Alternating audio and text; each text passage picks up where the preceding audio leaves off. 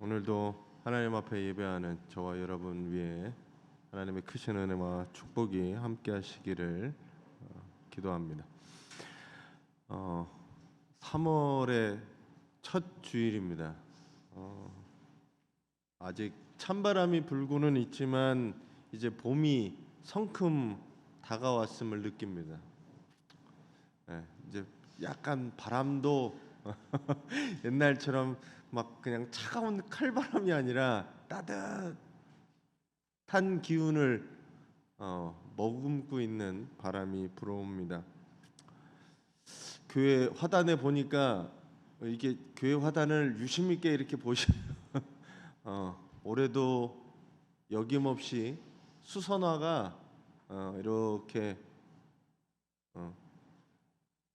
수선화 잎이 이렇게 올라와 있는 것들을 보게 됩니다. 어린 잎이 정말 보잘것없고 작고 여린 그 잎이 그 땅을 뚫고 나오는 걸 보면 생명이라는 것이 얼마나 대단한 것인지, 얼마나 강인한 것인지 느끼게 되는 봄입니다. 씨앗 안에는 별 볼 일 없는 것 같은 그 씨앗 안에는 뭐가 있기 때문이냐 하면 생명이 있기 때문에 그 씨앗은 크게 자랄 수 있습니다. 저는 이런 자연의 신비들을 보면서 우리들의 신앙을 한번 다져보시기를 바랍니다. 내 안에 예수 그리스도의 생명이 있다면 그것이 자라고 성장하고 꽃 피우고 열매 맺기를 기도하며 나아가시는 우리 성도님들이 되시기 바랍니다. 생명에는 살아서 역사하는 힘이 있습니다. 죽어 있는 어떤 것보다도 강할 수 있습니다. 여러분들이 그 생명을 붙들고 살아가시기 바랍니다. 초중고등학교가 이제 다 개학을 했습니다. 이거 뭐 어느 초등학교 시골에 있는 초등학교 내 전교생이 이게 다인 것 같아요. 학교마다 개학을 했습니다. 이제 뭐 새로운 학교로 진학한 친구들도 있고 새로운 반, 새로운 교실, 새로운 선생님, 새로운 친구들과 함께 새 학기가 시작되었습니다. 어떤 부모님들은 이제 좀 살 것 같다라고 이야기하시고 그러기도 합니다.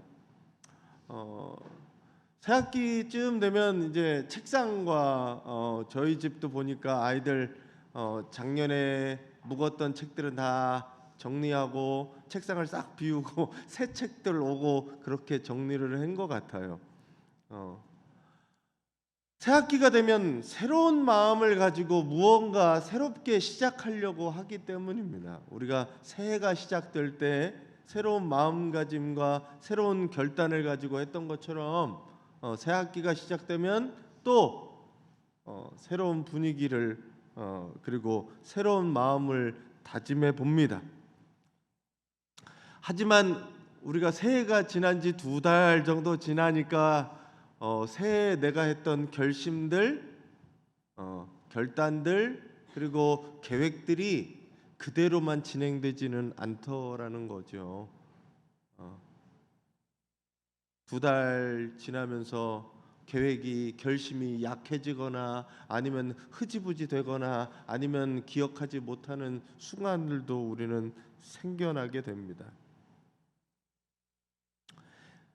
그래서 그러면 어차피 못할 거 포기하란 얘기는 아니에요. 그러니 다시 한번 마음을 새롭게 하고 다시 한번 해보려고 하는 노력이 있어야 한다라는 이야기입니다. 그 마음만 있으면 다시 하면 된다라는 그 마음만 있으면 언젠가는 그것들을 이루어갈 수 있습니다. 포기하지만 않으시면 돼요. 상황에, 여건에, 주변에 내 마음이 무너지거나 포기하지 않도록 여러분들 마음을 새롭게 하고 붙드시길 바랍니다. 작심삼일이라고 얘기하잖아요. 작심해봐야 3일 간다. 그러면 어떻게 하면 되냐면 하루 이틀 된 다음에 다시 작심하시면 돼요. 3일 때 포기할 마음이 들면 다시 작심하시면 됩니다. 그럼 그 작심이 1년을 갈 수 있습니다. 제가 새해 맞이 예배하면서 여러분들에게 나눠드렸던 올해 내 5가지 내가 뭘 하겠다 쓴 게 있어요. 그거 냉장고에 잘 붙여놓으셨는지 식탁 밑에 잘 넣어놓으셨는지 모르겠는데 한번 읽어보시기 바랍니다. 내가 새해 어떤 계획들을 했었지, 신앙적으로, 사회적으로, 가정에서 어떻게 살아야겠다라고 결심하는 것들을 다시 보시기를 바랍니다. 신앙도 어떻게 보면 마찬가지인 것 같아요. 우리가 새롭게 예수를 구주로 믿고 새로운 삶을 살겠다고 결심하지만 그 결심들이 그리 오래가지 못한다는 거죠. 여전히 나는 죄의 안에 있고 유혹에 빠지고 시험에 흔들리고 그런 상황에 처한다라는 겁니다. 뭘 알아야 되냐면 그럴 수밖에 없는 그렇게 나약한 나를 알면 어떻게 하냐 하면 나약한 나를 알기 때문에 다시 결심하는 거예요.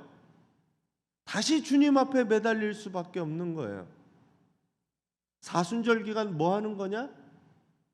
나를 어떻게 내려놓고 어떻게 비워가실 거냐고요? 내가 약한 걸 아니, 나는 유혹에 부족한 걸 아니, 하나님을 의지하고 말씀을 의지해서 시험과 유혹들을 이겨내는 우리 성도님들이 되시기를 간절히 축원합니다. 오늘 얘기는 한 사람이 예수님을 찾아오게 됩니다. 거기서부터 본문이 시작해요. 니고데모라고 하는 사람이었습니다. 니고데모가 낮에 와도 되는데 굳이 밤에 예수님을 찾아오게 됩니다. 성경에는 니고데모를 뭐라고 표현하냐면 바리새인이었다, 그리고 유대인의 관원이었다라고 표현합니다. 바리새인은 종교적인 거죠. 종교적으로 바리새인이었습니다.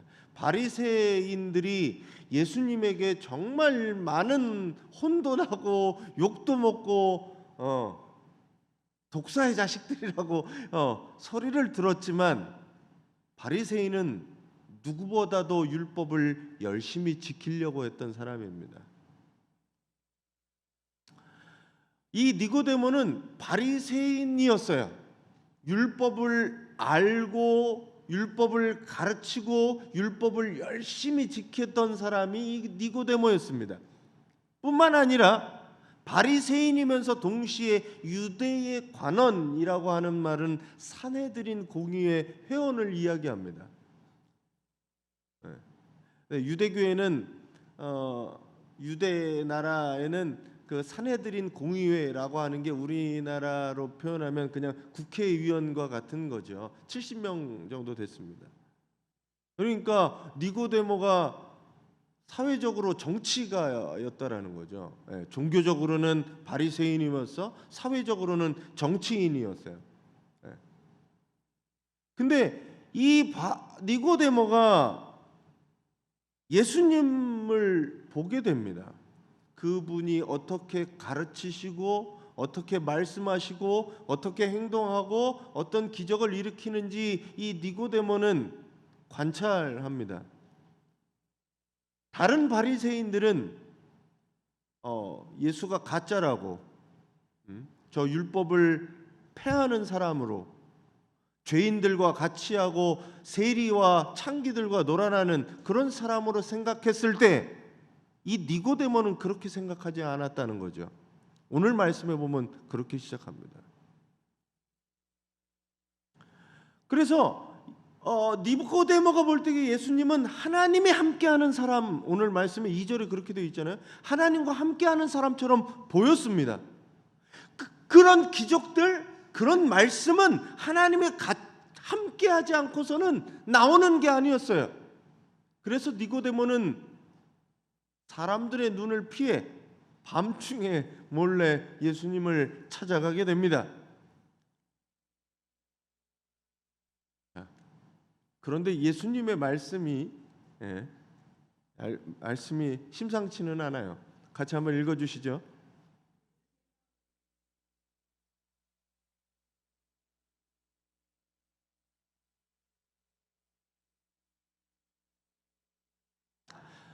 제가 세 번역으로 다시 한번 읽어드리는 이유는 아까 처음에 우리가 본문을 읽을 때는 개정개역으로 봤잖아요. 세 번역에는 어떻게 돼 있는지 이해를 돕기 위해서 세 번역을 보여드리는 거예요.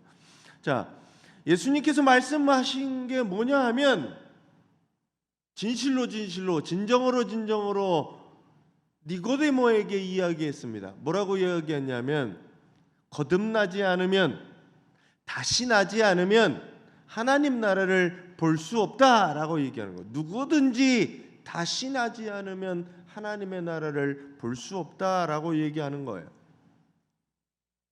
예수님이 니고데모에게 이 말씀을 하신 이유는 무엇일까? 라는 걸 돌아보면 지금 니고데모에게 너는 하나님의 나라를 보고 있느냐? 보고 있지 못하고 있느냐? 뭐라고 얘기하시는 거예요? 너는 지금 하나님의 나라를 못 보고 있다라고 얘기하는 거예요. 아니, 예수님에게 호의적인 이 바리새인이면서 사내들인 공의회 의원이었던 이 니고데모를 향해서 예수님은 단칼에 얘기를 하시는 거예요. 잘 오셨어요. 뭐 이렇게 그 정도 권력과 그 정도 명예와 지식을 갖춘 사람이면 정말 토론을 하거나 그렇게 얘기하는 게 아니라 예수님 직설적으로 너 하나님 나라 지금 못 보고 있는 거야 라고 얘기를 하시는 겁니다. 아까 말씀드린 대로 유대인 중에 이 바리새 사람들은 율법을 철저히 연구하고 그것을 더 지키려고 노력했던 사람입니다. 그랬던 내가 하나님의 나라를 못 보고 있다니, 볼 수 없다니 라는 생각이 들었을 거예요. 니고데모는 내 인생의 전부를 지금 부정당했습니다. 내가 하나님을 믿고 토라를 외우고 토라를 연구하고 그대로 율법대로 살기를 지금까지 노력해서 바리새인이 되었고 유대 관원까지 되었던 내가 하나님을 볼 수 없는 사람이다 라고 이야기하시는 이거는 내 삶이 전체가 지금 잘못 살았다라고 이야기하는 거예요.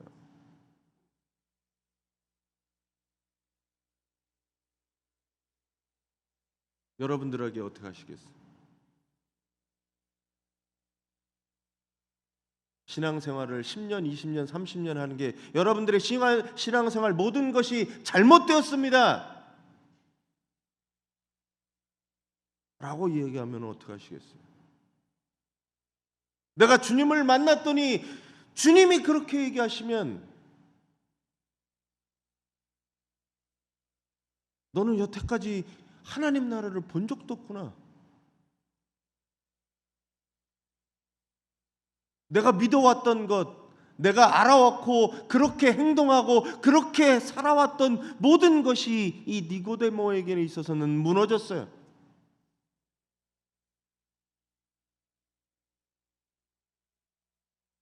어떤 사람들은 여기서 박차고 나갔을지도 모르겠습니다. 네가 내 인생을 알아? 나처럼 살아봤어? 내가 얼마나 열심히 율법을 지키면서 살았는지 네가 알아? 라고 얘기하고 별것도 아닌 게 라고 얘기하고 박차고 그 길로 나갔을 수도 있어요. 근데 오늘 니고데모는 그러지 않았습니다. 겸손하게 예수의 말씀을 듣고 있습니다. 생각과 가치관과 그런 것이 달라도 말씀 앞에 겸손해질 수 있는 사람이 니고데모였다라는 거지요.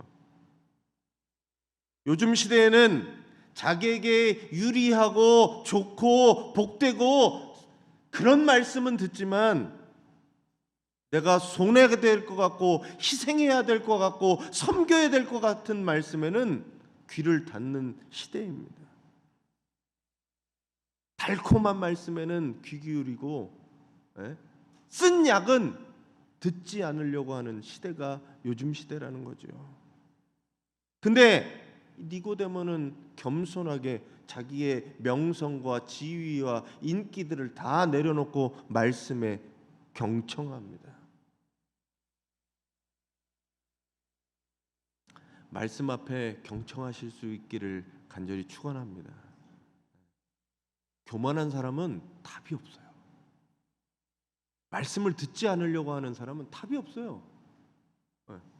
왜 안 들으려고 하냐면 자기가 잘났거든요. 내가 더 많이 하는 것 같거든요. 내가 의롭다고 생각하거든요. 하나님의 말씀이 하나님의 말씀으로 들려지지 않지요. 근데 오늘 니고데모는 겸손하게 나아갑니다. 이 핑계 저 핑계 되지 않고 하나님의 말씀을 듣고 있습니다. 말씀이 내 삶을 부정하고 내 삶이 잘못되었다고 너 그렇게 살면 안 된다고 말하는 것에 화나거나 기분 나빠하지 않고 그 말씀에 내가 잘못되었구나라고 느끼고 경청하려고 합니다. 말씀 앞에 겸손한 자가 하나님의 은혜와 축복을 누림을 기억하시기를 바랍니다. 하나님 앞에 십자가 앞에 내가 내어놓을 것이 무엇이 있습니까? 자랑할 것이 무엇이 있습니까? 말씀 앞에 솔직해지셔야 돼요. 말씀 앞에 내가 아무것도 하지 못하는 것을 부끄러워하고 그 말씀에 경청할 줄 알아야 합니다. 그리고 그 말씀이 나에게 들려주시고자 하는 말씀은 무엇인지 여러분들이 들으시기를 간절히 바랍니다. 오늘 이 니고데모가 그랬어요. 다른 바리새인과 율법학자들은 자기가 옳다고 생각했습니다. 예수는 틀렸고 자기가 옳다고 생각했기에 예수를 십자가에 못 박을 수밖에 없었던 거예요. 왜? 그래야 저게 틀린 게 죽어야 내가 옳아지니까요. 우리도 그렇게 살고 있지 않냐는 거죠. 나는 옳기 때문에 말씀도 예수도 다 잘못됐다고 틀렸다고 잘 모른다고 그렇게 십자가에 못 박는 우리는 아닌가 돌아보시기를 간절히 바랍니다. 하나님 앞에서 말씀 앞에서 내 의지와 내 자아와 욕심과 교만들을 내려놓고 겸손한 마음으로 이 니고데모처럼 찾아가시고 말씀에 경청하는 우리 성도님들이 되시길 바랍니다. 그랬더니 니고데모가 뭐라고 얘기하냐면, 사실은 저는 여기서 니고데모가 마음에 혼란이 왔던 것 같아요. 내 인생이 전부 부정돼서 거듭나라고 하는 그 단어를 그냥 표현적으로만 받아들입니다. 그래서 뭐라고 얘기하냐면, 아니 사람이 늙었는데 그가 어떻게 태어날 수 있겠습니까? 어머니 뱃속에 다시 들어갔다가 태어날 수야 없지 않겠습니까? 라고 얘기를 하는 거예요. 사람이 다 이만큼 컸는데 내가 이미 엄마보다 큰데 어떻게 들어갔다 나와요? 말이 안 된다는 얘기죠. 그 얘기를 하고 있는 겁니다. 얼토당토한 얘기를 하죠. 왜? 저는 당황해서 그랬을 거라고 생각해요. 자, 그렇게 얘기하는 거에 예수님은 이렇게 대답하시죠. 5절 말씀입니다. 같이 한번 읽어주세요.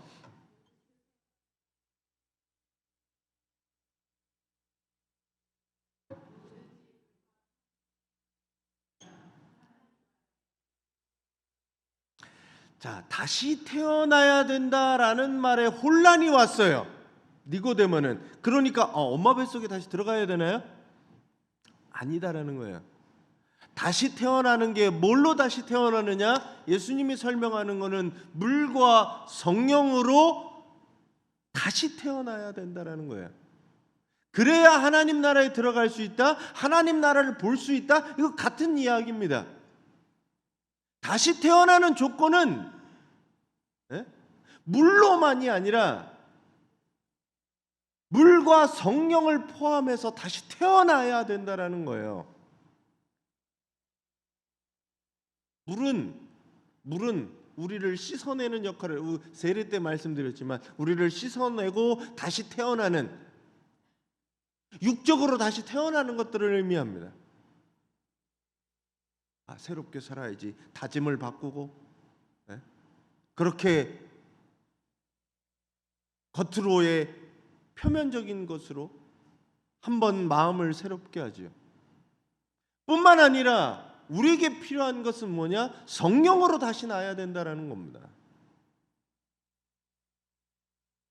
다른 사람한테 칭찬 받으려고, 그냥 듣기 좋은 소리 하려고 도덕적인 결단을 하라는 얘기가 아니에요. 내가 옛날에 깡패로 살았는데 그냥 요즘엔 착하게 살아요, 그런 결단을 이야기하는 것은 아니에요. 그 결단을 포함한 성령으로 거듭나야 된다라는 겁니다.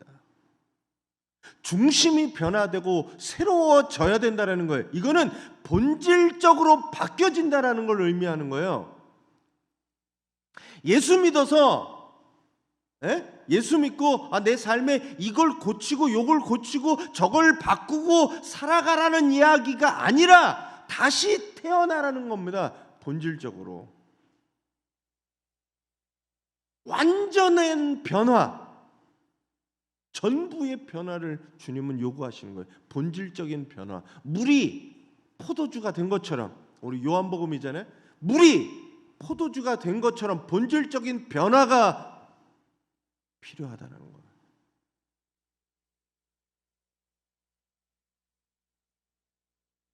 그러면 나를 돌아보셔야 돼요. 나는 변화되었는가? 나는 다시 태어났는가? 예수를 믿기 이전과 이후 나는 다시 태어났는가?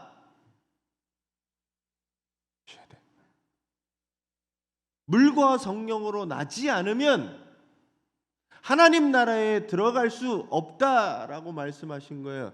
세례만 받으면 하나님 나라를 무조건 들어간다라는 얘기가 아니라 성령으로 다시 나야 된다라는 거예요. 본질이 바뀌어야 된다라는 겁니다. 아무리 학식이 많고 아무리 율법을 지키고 아무리 도덕적인 사람이라 해도 성령으로 나지 않으면, 그 안에 성령으로 다시 나지 않으면 하나님 나라를 볼 수도, 그 나라에 들어갈 수도 없다라는 겁니다. 여러분, 예수 믿고 내가 이렇게 살게요 라고가 중요한 게 아니에요. 예수 믿는 사람이 되는 게 더 중요한 거예요. 존재가 변해야 되는 거예요. 존재가. 과거의 나의 존재를 고치고 다시 해서 무언가 바꿔서 뭘 변화시켜서 뭐가 아니라, 여기에 변화는 본질적으로 변화됐다. 그래서 예수님은 다시 태어난다라는 표현을 쓰시는 겁니다. 몇 년 믿은 게 중요한 게 아니라 다시 태어나는 게 중요한 거예요. 성령으로 다시 태어나지 않으면, 본질이 바뀌지 않으면 뭐 하냐면 다시 그리로 돌아가거든요. 내 원래 있던 자리로, 원래 살던 방식으로 돌아가거든요. 그래서 다시 태어나셔야 돼요. 성령으로 다시 태어나시기를 간절히 축원합니다. 그게 필요한 거예요. 예수님이 그래서 그 이후에 아직도 잘 못 알아들어요. 니고데모는 이게, 이 얘기가 무슨 얘기인지 들어본 적이 없는 얘기예요. 그래서 야, 땅의 것을 말하는데도 너가 믿지 못하는데 하늘의 것을 말하면 그럼 널 믿을 수나 있겠냐? 라고 얘기하시는 겁니다. 그래서 이야기를 들어주시는 게 뭐냐면 이게 이 그림이 뭐냐면 그 요르단의 느보산이 요르단에 있거든요. 모세가 마지막 있던 그 느보산에 보면 이 노수로 만든 뱀 형상이 이게 있습니다. 저도 가서 이렇게 사진 찍어봤어요. 거기가 모세가 마지막 있던 자리라는 걸 표현하는데 뭐라고 성경은 되어 있냐면 설명을 예수님께서 설명을 이렇게 얘기합니다. 같이 한번 읽어주세요.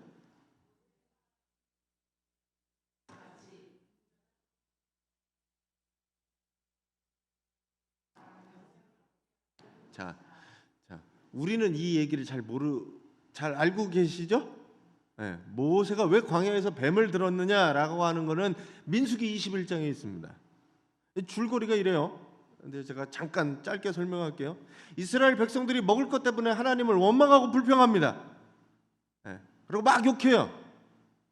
그러다가 갑자기 하나님이 불뱀을 풀어놓으세요. 그래서 사람들이 그 불뱀에 막 물리게 됩니다. 불뱀이 왜 불뱀이냐면 물리면 사람 몸이 막 뜨거워져서 불 붙은 것 같아서 그 뱀이 불뱀이래요. 그 독 때문에 사람 몸이 엄청 뜨거워졌나 봐요.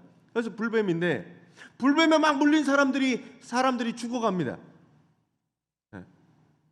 그때 하나님께서 하신 방법이 뭐냐면 노수로 뱀을 만들어서 저 장대에 걸어놓으라는 거예요. 그리고 그것을 본 사람마다 어떻게 되느냐? 살게 해주겠다는 겁니다. 네. 여기서 첫 번째는 이스라엘 백성이 이렇게 많이 죽은 적이 없는데 이 불평하는 원망 때문에 하나님이 그렇게 처분하신다는 거예요. 얼마나 무서운 공동체를 파괴하는 게 뭐냐? 불평과 원망이에요. 나 하나의 불평이, 나 하나의 원망이 거기서 끝나지 않아요. 그거는 바이러스처럼 번집니다. 그래서 그 불평들이 모여서 그 공동체는 쉽게 파괴될 수 있기 때문이에요. 거기에 하나님은 불뱀을 풀어서 막 사람들이 죽어가게 됩니다. 근데 하나님이 말씀해 주신 방법이 노스로 뱀을 만들려는 거예요. 뱀에게 물렸는데 나 지금 뱀한테 물려서 죽게 생겼는데 야 저기 노스로 만든 뱀 보라고 하면 그거 보면 산다라는 얘기가 믿어지시겠어요?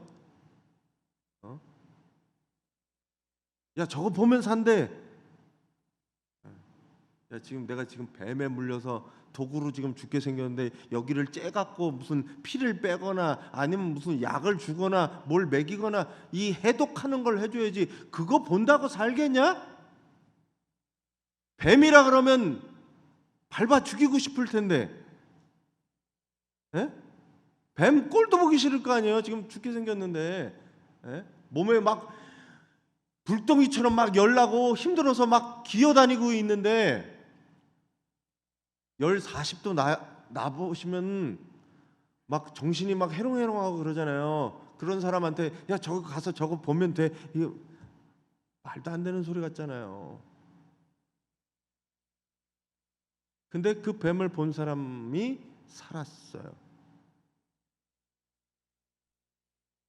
이게 믿음이라는 겁니다. 믿음. 하나님 왜 거기서 그 놋뱀을 왜 보여주셨을까라는 고민을 해봤어요.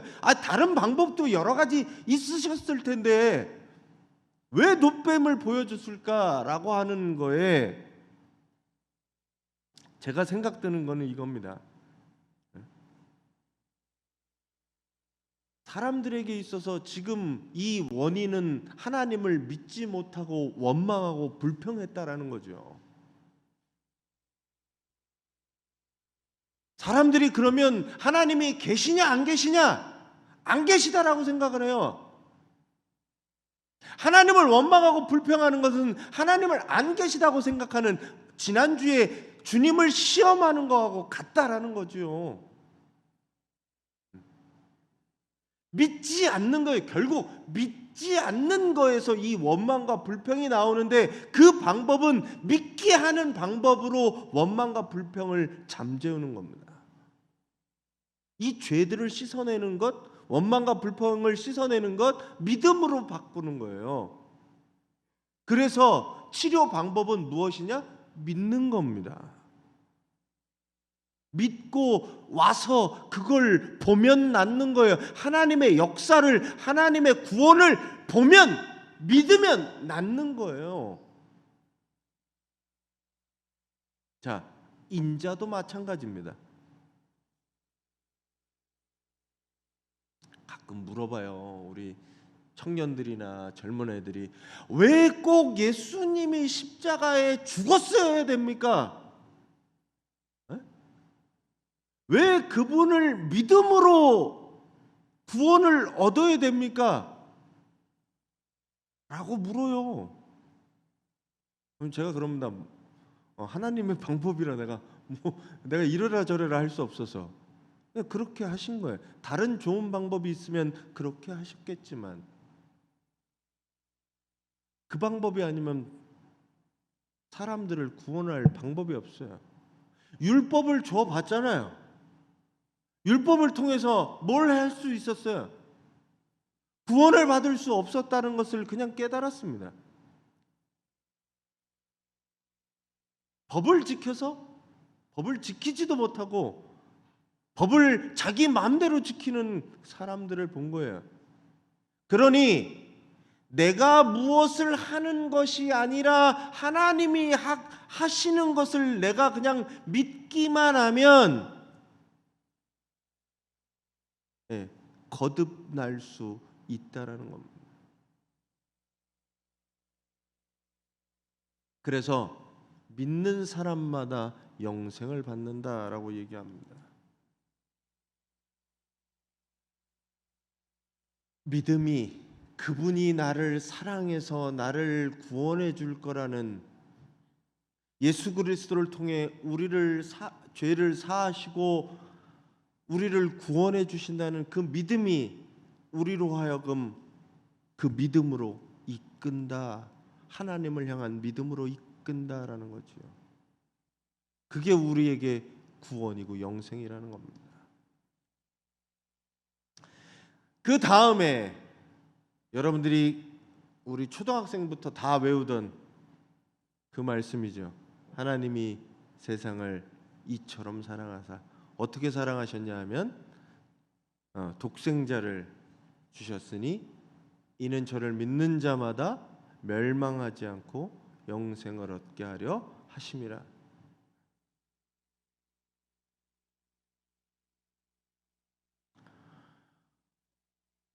하나님의 구원은 여기 있습니다. 하나님이 사랑하시지 않았으면 이것들이 시작되지도 않았습니다.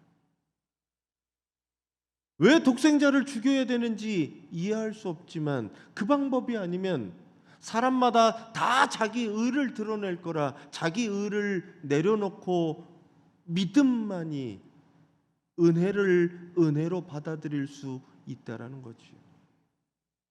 그 구원에 동참하는 사람들, 다시 믿음으로 다시 태어난 사람들, 그 사람들이 영생을 받게 된다는 겁니다. 오늘 이 바리새인으로서 율법을 잘 지켰던, 그리고 유대 관원이었던 지도자였던 니고데모는 예수님에게 나아옵니다. 그리고 예수님은 그에게 물과 성령으로 나지 아니하면 결코 하나님 나라를 볼 수도 그 나라를 들어갈 수도 없다라고 분명하게 말씀하십니다. 과연 나는 물과 성령으로 다시 태어나 있는가? 나는 죽지 않고 그대로 살아서 내 뜻과 내 욕심대로 그렇게 살고 있지 않는가 돌아보셔야 돼요. 본질적인 변화 없이 외적인 변화만 있다면 언제든지 다시 돌아가야 됩니다. 그래서 우리는 다시 태어나야 됩니다. 다시 태어나는 이 본질적인 변화는 어디서 시작되냐 하면 오늘 말씀에 보면 믿음으로 시작됩니다. 하나님의 사랑을 믿고 하나님의 구원을 믿고 하나님을 의지하면서 이 거듭남은 시작할 수 있습니다. 외아들을 내어주신 하나님의 사랑을 진심으로 믿는 사람은 믿음의 눈으로 이제 세상을 바라보고 하나님이 바라보는 방식으로 세상을 보게 됩니다. 눈이 바뀐 거죠. 전 여러분들의 전부가 바뀌어지시기를, 다시 태어나시기를 간절히 축원합니다. 그러니 어떤 사람에게는 원망과 불평의 상황이 하나님의 눈으로 바라보는 사람에게는 감사와 찬양의 순간이 되는 거예요. 기도 응답의 순간이 되는 거예요. 하나님의 역사의 장이 되는 거예요. 그러니 하나님 나라를 살아갈 수밖에 없습니다. 나에게 왜 이런 고난을 주셨는가? 왜 이런 상황을 주셨는가? 왜 이런 어려움을 주셨는가? 원망하고 불평하는 것이 아니라 감사함으로, 기도함으로, 하나님을 의지함으로 나아가십시오. 주님이 주신 새로운 생명으로 새롭게 태어나 새로운 존재로서 살아가는 우리 새로운 교회 성도님들 되시기를 간절히 축원합니다. 우리 말씀 정리하겠습니다. 같이 한번 읽어주세요.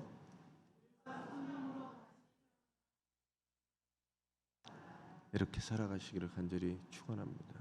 우리 말씀 붙들고 같이 기도할 텐데요. 하나님, 내가 다시 태어나지 못하고 예전의 그 습관과 가치관과 예전에 살던 방식으로 살았습니다.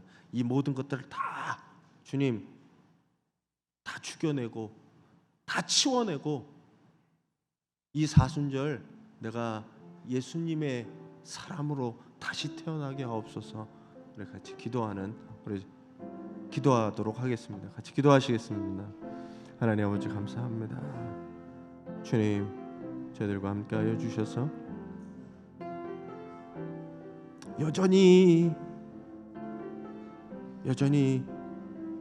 살아있는 나를 주님 앞에 내려놓게 하시고 죽어져야 다시 태어남을 저희들이 믿게 하여 주옵소서. 조금의 변화가 아니라 내가 어떻게 살아야겠다는 다짐이 아니라 다시 태어날 수 있는 이 본질적으로 변화되는 역사가 나에게 있게 하여 주옵소서. 여전히 내 것을 고수하고 여전히 내가 살아있는 것들을 주님 앞에 내려놓게 하시고 말씀 앞에 겸손으로 나아가 하나님 물과 성령으로 다시 태어나는 새롭게 되는 내가 되게 인도하여 주옵소서. 주님이 역사하시면 내가 새로워질 줄 믿습니다. 새로운 사람으로 태어날 줄 믿습니다. 마른 뼈가 다시 사람이 되었듯이 우리의 심령이 성령으로 말미암아 새롭게 태어나는 역사가 지금 우리에게 임하게 하여 주시옵소서. 감사합니다. 하나님, 저희들에게 은혜를 베풀어 주셔서 아직도 내 안에 살아있는 나를 주님 앞에 내어놓게 하시고